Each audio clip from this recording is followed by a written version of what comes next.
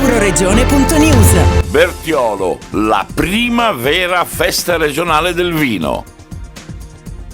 Tornano dopo 2 anni travagliati i festeggiamenti dal 19 marzo al 3 aprile con il centro cittadino invaso da bancarelle, auto, motostoriche, grande musica, Luna Park, cibo appetitoso insieme ai migliori vini della regione. Grande impegno per l'amministrazione grazie all'apporto del volontariato, delle associazioni e delle imprese locali coordinate dalla Proloco con il presidente Marino Zanchetta. Siamo qui nel Circolo al Giardino di Pozzecco dove abbiamo dato il via alle degustazioni dei vini che partecipano al 39esimo concorso Bertiolta al Priul, concorso che chiaramente è all'interno della 73esima festa regionale del vino friulano. Concorso voluto e manifestazione voluta dalla nostra associazione, dalla Proloco, in collaborazione con il comune di Bertiolo, perché chiaramente era molto importante per noi dare un segno di ripartenza dopo tutto quello che è successo.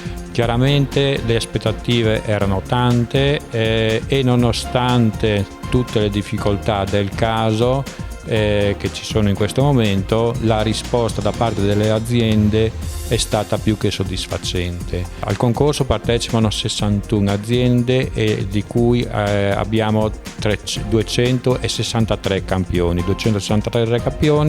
in degustazione questa sera, degustati da 15 commissioni formate da 4 persone, quindi abbiamo anche 60 professionisti che stanno valutando il lavoro delle aziende regionali.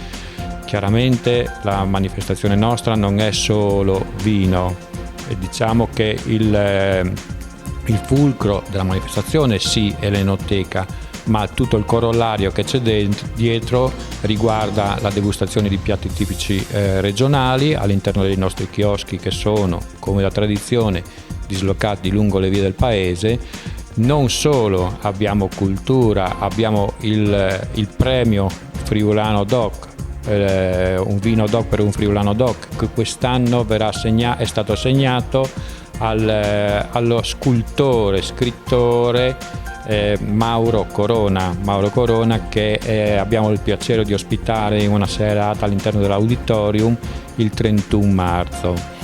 Dopodiché continua la nostra promozione di tutte quello che sono le peculiarità regionali, le chicche. Quest'anno abbiamo un bel incontro con l'accettaia Midolini di Manzano, che verrà giù e ci farà degustare uno dei migliori aceti che abbiamo qua in Italia.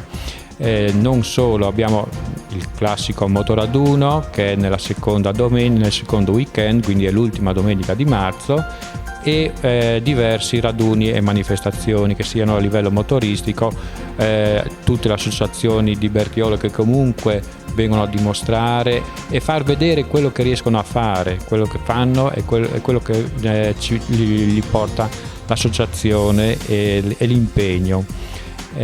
Dopodiché chiaramente altre manifestazioni come il classico mercato di San Giuseppe, il mercato di San Giuseppe, che è già parte della prima settimana.